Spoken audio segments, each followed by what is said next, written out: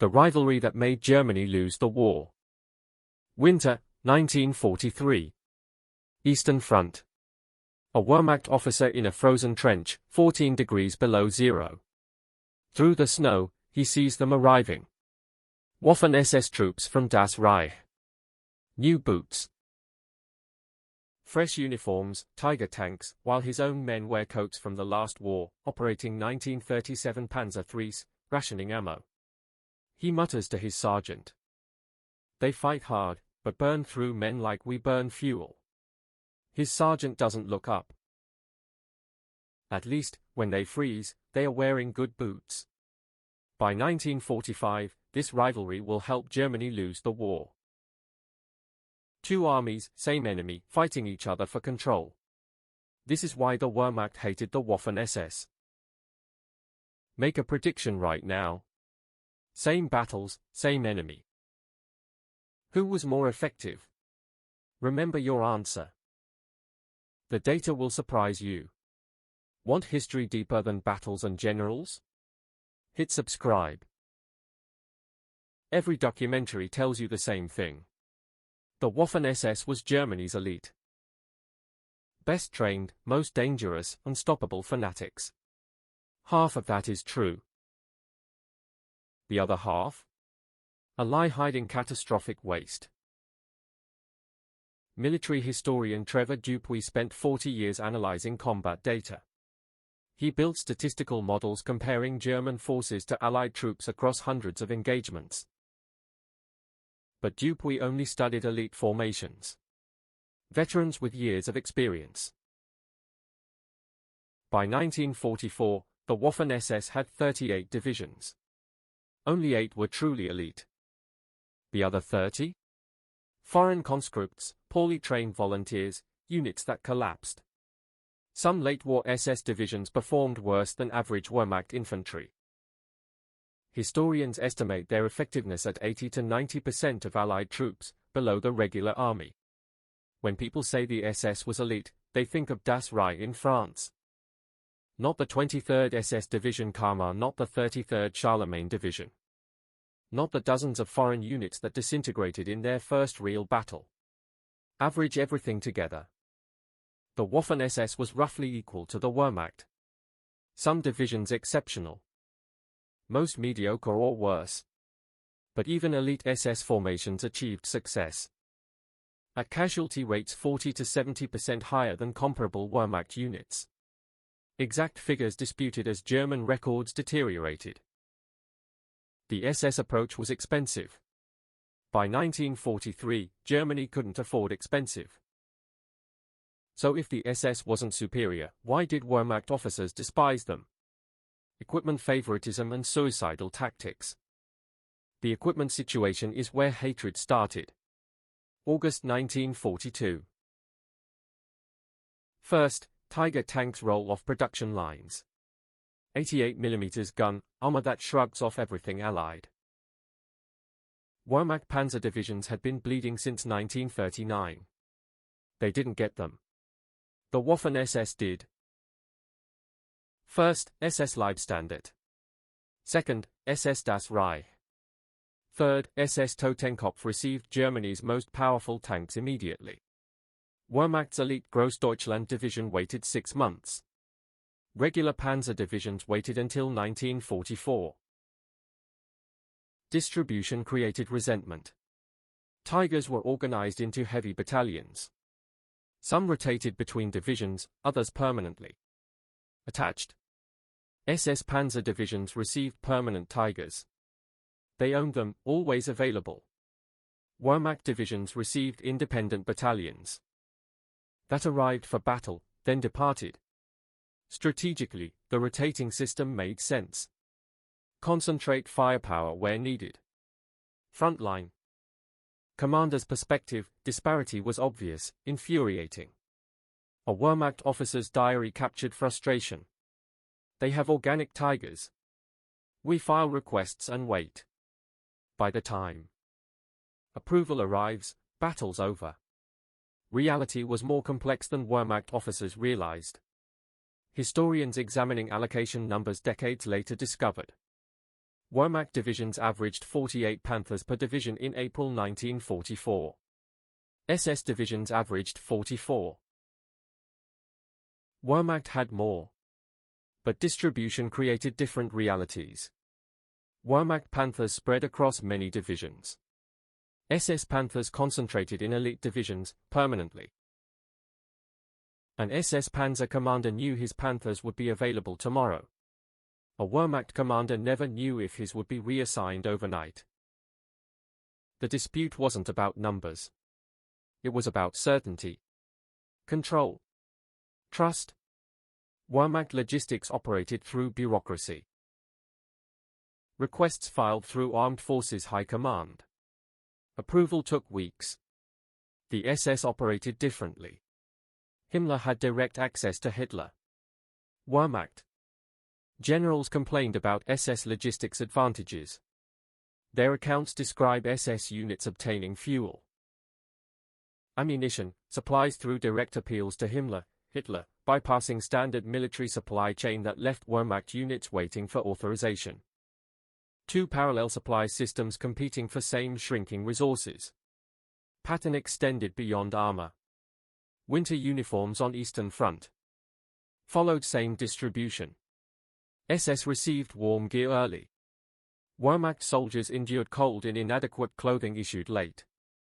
Whether this was favoritism or chaos is debated. Wehrmacht officers at the time had no doubt. SS received priority. This perception created corrosive suspicion. When someone receives best equipment, newest weapons, priority access to fuel, ammunition, naturally performance improves. But Wehrmacht officers questioned if this made SS better soldiers or merely better equipped. That question led to second major source of hatred. Not how SS fought, but how they died. Eastern Front. 1943–44, Wehrmacht officers documented SS assault tactics in letters, diaries, testimonies. A consistent pattern emerged. Wehrmacht assault doctrine emphasized reconnaissance, artillery, identifying weak points, exploiting them with combined arms. Expected casualty rates, 20 to 30% in offensive operations. SS assault doctrine emphasized speed, aggression, overwhelming enemy, accepting losses as proof of commitment. Casualty rates. Wehrmacht officers estimated 40 to 70%, though exact figures disputed. Both approaches achieved tactical victories. One was dramatically more expensive. Wehrmacht both approaches won battles. One cost a lot more. Wehrmacht officers were captured and interrogated separately by Allied forces before they could coordinate their statements. Their accounts featured surprisingly similar complaints about SS tactical methods. Field Marshal Erich von Manstein, in his memoirs, lauded the SS elite division's determination, then criticized their supposedly needless and costly methods. He noted their preference for frontal assaults, which Wehrmacht doctrine deemed wasteful. Wehrmacht officers consistently pointed out a fundamental difference in approach. The SS seemed to seek battlefield death as proof of ideological commitment, while the Wehrmacht prioritized tactical success with minimal casualties. Both claimed to serve Germany, but their definitions of victory were completely incompatible. The SS viewed Wehrmacht caution as weakness, a failure of spirit. SS training stressed leading from the front. Officers were expected to enter combat first, sharing all hardships with their men. This forged incredible unit cohesion and absolute loyalty. It also led to officers dying at unprecedented rates. Half of all SS divisional commanders died in action during the war. Half. An extraordinary rate in modern warfare. The reason was clear. SS doctrine required officers to lead assaults personally, rather than coordinating from command posts. Wehrmacht doctrine favored coordination, artillery support, reconnaissance, and maneuver warfare. SS doctrine meant storming forward, overwhelming the enemy, and accepting the human cost. The approach sometimes succeeded brilliantly. In desperate situations where defensive lines were collapsing, immediate breakthroughs were needed. SS aggression could turn the tide. Wehrmacht soldiers admitted that when Soviets attacked in overwhelming numbers, they were grateful to have SS units nearby. Because the SS held their ground, even when retreat seemed the logical choice, even when the situation looked hopeless. That stubbornness saved Wehrmacht formations from encirclement more than once. But the strategic cost was severe. Germany was fighting a war of attrition against enemies with far superior manpower reserves. The Soviet Union could replace losses. Germany could not. By 1944, every veteran soldier lost became irreplaceable. SS tactics consumed Germany's best troops at rates the Reich could not sustain. Wehrmacht officers harbored their own biases in these assessments. Modern historians observe that Wehrmacht generals often exaggerated SS recklessness in post-war memoirs, partly to distance themselves from their own failures and war crimes. By portraying the SS as fanatical amateurs, they could maintain the myth of Wehrmacht professionalism. But even allowing for that bias, the pattern remains consistent. The evidence comes from captured officers interrogated during the war itself, before post-war narratives had time to develop. The rivalry was real. The criticism had substance. An uncomfortable truth emerges from this analysis. The SS's refusal to retreat was often exactly what Germany's high command needed at that moment. In collapsing defensive situations, an SS division that wouldn't break could buy precious time for Wehrmacht units to regroup and reorganize. The SS acted as Hitler's fire brigade, rushed to crisis points specifically because they wouldn't retreat, even when facing overwhelming odds. Was this strategically wasteful? Yes. Was it sometimes tactically necessary? Also yes. Wehrmacht officers despised relying on SS determination to hold critical positions. By 1944, they often had no alternative, but tactical disagreements represented only part of the deeper problem poisoning the relationship between these two organizations. The real dysfunction lay in the command structure itself. Two parallel command structures fighting each other for control, even as they supposedly fought the same war. On the battlefield, SS units were under Wehrmacht operational command. They followed army generals' tactical orders. Administratively, they answered to SS operational headquarters, which reported to Heinrich Himmler, who reported to Hitler. Wehrmacht generals couldn't discipline SS officers, couldn't reassign SS units without Berlin's approval, and couldn't control their logistics. Wehrmacht commanders reported instances where SS units refused tactical withdrawals, citing orders from Himmler to hold positions at all costs. By the time Wehrmacht generals could appeal to Hitler for authorization to override these orders, tactical situations had often changed, opportunities lost, and casualties mounted.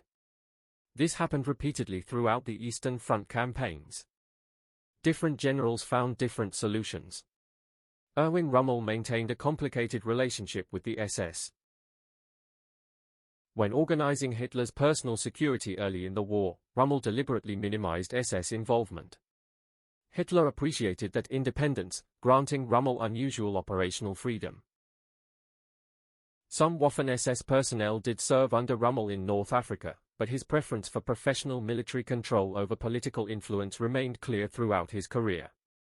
Heinz Guderian, architect of Blitzkrieg doctrine, acknowledged elite SS divisions as capable fighters.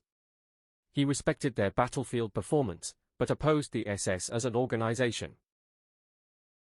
His memoirs criticized how the wider SS apparatus drained resources from front lines, Gestapo personnel, concentration camp guards, and political administrators consumed manpower that could have been fighting.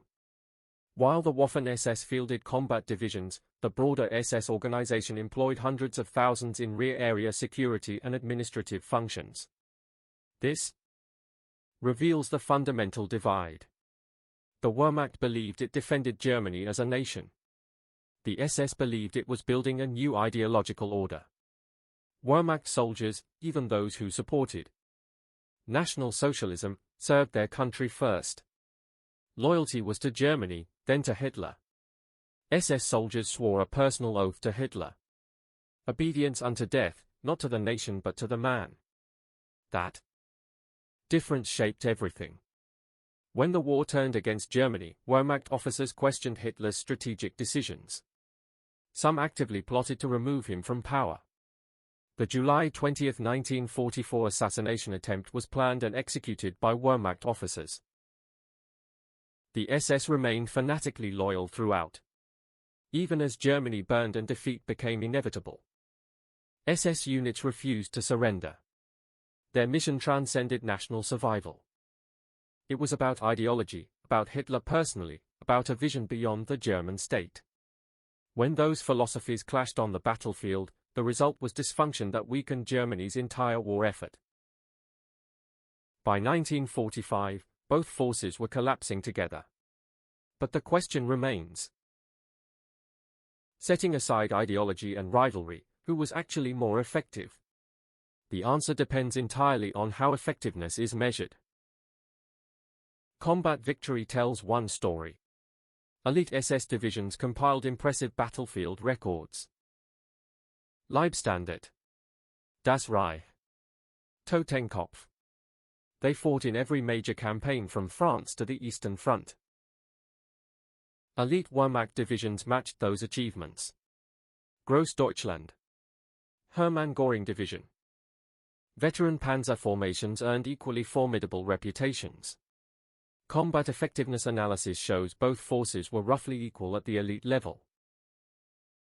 Top SS divisions held slight edges in some engagements. The differences were marginal. Resource efficiency reveals a different picture entirely. SS forces comprised roughly 15% of Germany's ground forces but consumed disproportionate resources. Newer equipment, priority logistics, better supplies. They achieved marginally better results in elite formations while accepting significantly higher costs. From a strategic perspective, Germany would likely have gained more value by allocating those resources evenly across Wehrmacht units. More Tigers and Panthers with experienced Wehrmacht crews might have delivered better returns on the same investment. Sustainability under pressure favored the Wehrmacht decisively. By 1944, Wehrmacht units held defensive lines with outdated equipment, limited ammunition, and exhausted troops. They adapted, improvised, and fought effectively with whatever remained available. Many late-war SS units crumbled similarly. High desertion, low morale. Performed worse than Wehrmacht units in the same situations. The full story means facing tough truths. The Waffen-SS's fame rested on 8 to 10 divisions. The other 28 plus were average or even harmful. Top Wehrmacht divisions provided the most strategic worth, with expert leadership, tactical skill, and efficient resource use that Germany's failing economy badly needed. Elite SS divisions came second. Aggressive tactically, high morale, great for breaking through lines.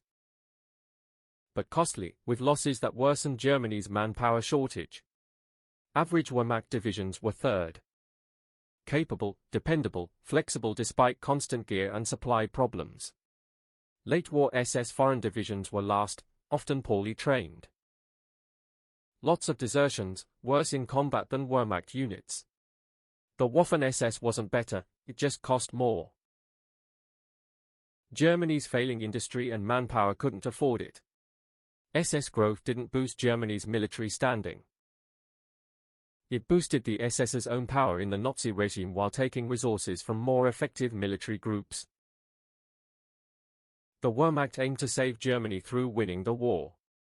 The SS aimed to prove ideology and stay loyal to Hitler. When their aims matched, both forces were strong. When they didn't, they fought for resources and hurt each other. This rivalry wasn't just about organization issues.